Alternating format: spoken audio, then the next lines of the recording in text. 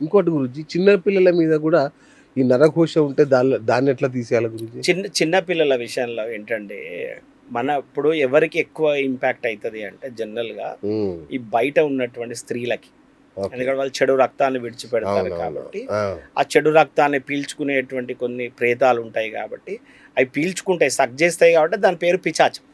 ఓ, అది పీల్చుకుంటుంది కాబట్టి దాని పేరు పిచాచం అన్నారు. పిశాచం, పిచాచం అంటే ఏంటంటే పీల్చుకుంటుంది. ఓకే. సో ఆ రక్తాన్ని పీల్చుకునేటువంటి కొన్ని దుష్ట శక్తులు ఉంటాయి అనేది ఒక ఇది. సరే, దాన్ని మనం నెగిటివ్ వైబ్రేషన్ అనుకుందాం రైట్ తీరాదండి రైట్, అవును. మనం. సో అయితే ఎవరికి ఉంటుంది అంటే గర్భిణీ స్త్రీలకి, తర్వాత మెన్సెస్ సైకిల్లో ఉన్నటువంటి ఆడవారికి, ఉమ్, తర్వాత చిన్న చంటి పిల్లలకి, 3 ఏళ్ల లోపు పిల్లలకి ఎక్కువగా ఇది తగలడానికి అవకాశాలు ఎక్కువగా ఉంటాయి. ఓకే. సో ఏమన్నా రెమెడీ ఆ పిల్లల విషయంలో? చిన్న పిల్లల విషయంకి అయితే ఒక మంచి రెమెడీ చెప్తానండి. ఖచ్చితంగా ఎరుపు రంగు ముల్లా రంగు కట్టాలి. ఓహో. ఎరుపు రంగు. ఆ.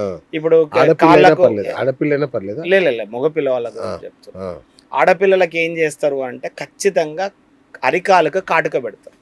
ఆ, ఆడపిల్లలకు అరికాలకు కాటుక పెడతారు. మగపిల్ల వాళ్ళకి ఎర్రటి ముల్దారం వేయాలి ఉమ్, 3 సంవత్సరాల లోపు. అచ్చా, అంతే.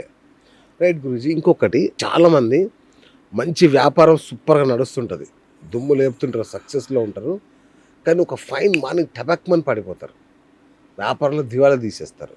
దీనికి కూడా నరదిష్టే కారణమా?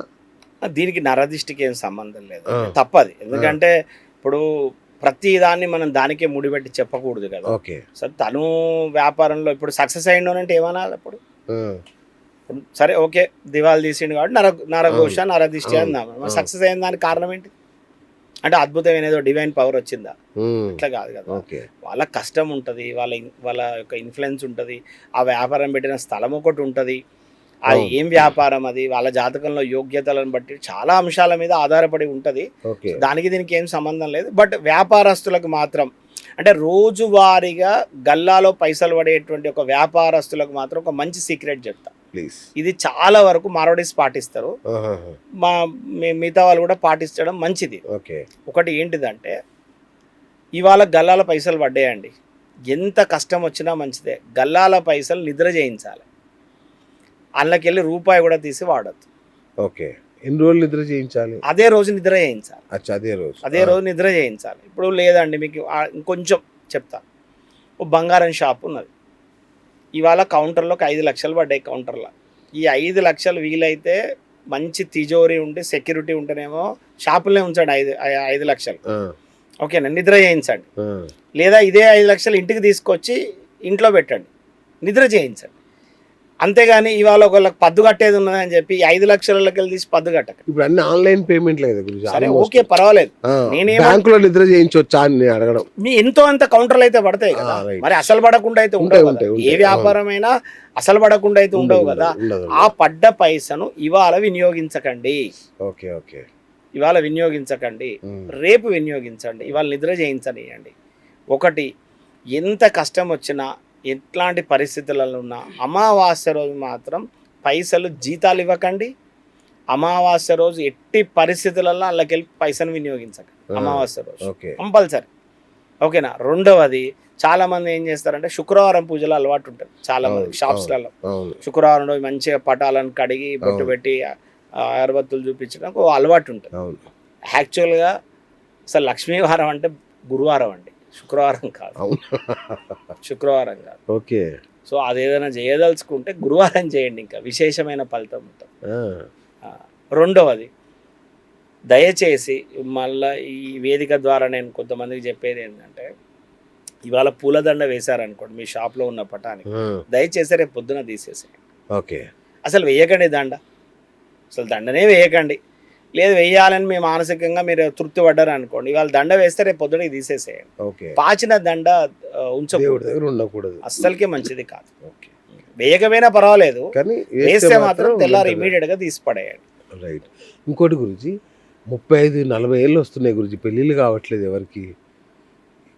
ఏంటి జాతక సమస్యల, అది కాలదోషమా, ఏం నాకు అర్థం కావట్లేదు. నేను గతంలో కూడా ఒకసారి చెప్పిన కదా, మనకు మన దరిద్రానికి మన చండాలంగా మనకు ఒక రోగం పట్టింది మనకి. ఆ రోగం పేరు సాఫ్ట్వేర్. కరెక్ట్. ఆ వృత్తి ఎప్పుడైతే మన జీవితాలకు వచ్చిందో, ఎప్పుడైతే పైసకు విలువ లేకుండా 20,000, 30,000, 40,000, 50,000 జీతాలు, లక్షల జీతాలు ఎప్పుడైతే అయినాయో అదే మన పతనానికి ఫస్ట్ దారి తీస్తుంది. అవును ఎందుకంటే ఒక ఫాల్స్ ప్రెస్టేజ్లలో బతకడానికి అలవాటు పడతాను లేవని వాడు. అవును అవును ఎందుకంటే ఒకప్పుడు లేట్గా పెళ్ళి అయితే ఎవరికి అయ్యేది అంటే ఒక డాక్టర్లకే అయ్యేది. అవును. ఎందుకంటే వాళ్ళు 5 సంవత్సరాలు చదివి అవుట్ సర్జన్ అయిపోయిన తర్వాత ఓ పీజీ కొట్టడానికో దానికో దీనికో అయితే ఓ 27, 28 ఏళ్ళకి వాళ్ళకి దాకా పెళ్ళిళ్ళు కాలేదనడానికి ఓ అర్థం పర్థం ఉండే. అవును. ఇప్పుడు ఎంత దరిద్రం అయిపోయిందంటే 30 ఏళ్ళకు ఇంట్లో అమ్మాయిని పెళ్లి చేస్తే బిడ్డ ఇక చాలు ఇప్పటికి 30కి వచ్చినావు అంటే ఏంటి మరి అసహ్యంగా 30కే పెళ్ళి అంటారు ఏంది అని పేరెంట్స్ని మాట్లాడుతున్నారు ఆడవాళ్ళు. ఓడి అమ్మ. 30 ఏళ్ళకు ఏంది ఇంత టార్చర్ చేస్తాను, 30 ఏళ్ళకే పెళ్లి చేసుకోమని టార్చర్ చేస్తాను అంటే వీళ్ళేదో 70-80 ఏళ్ళు బతుకుతారని అనుకుంటాను. అదే కదా. తెలియదు, సగటు ఆదాయం నాకు తెలియదు యాక్చువల్గా వాళ్ళ ఒక ఫాల్స్ ఇదిలో ఉన్నారండి. ఫస్ట్ ఆఫ్ ఆల్ అది అది అది దానంత దరిద్రం ఇంకోటి. అసలు గ్రహాల యొక్క ప్రభావాల మీద పడుతుందని అది ఒకటే అనుకుంటాను. రెండోది ఏంటంటే మన జీవన విధానం అట్లా మారిపోయింది కదా, అంత దరిద్రంగా మారిపోయింది కదా వాస్తవంగా. అంటే జాతక దోషాలు ఏం కాదు, ఉంటది జాతకంలో కూడా ఉంటది, ఓకే జాతకంలో కూడా ఉంటది. కానీ ఇప్పుడు ఈ సందర్భంలో ఇక్కడ ఈ వేదికల్లో మాట్లాడితే కొంచెం గలీజ్గా ఉంటది. అయినా పర్లేదు మాట్లాడతా. ఇప్పుడు నాకు అంతే కదా, తిడతారు కావచ్చు, ఏదే ఉన్నాయి. కానీ ఈ చండాలంగా ఈ లివింగ్ రిలేషన్షిప్స్ వండుకుంటా అంటే ఏమన్నా అనుకోండి అండి, ఏదన్నా కానీ అయితే మాట్లాడతా, నేను మాట్లాడతా ఏదన్నా కానీ. ఏ వయసులో జరగాల్సిన కార్యక్రమాలు ఆ వయసులో జరగాలి కదా.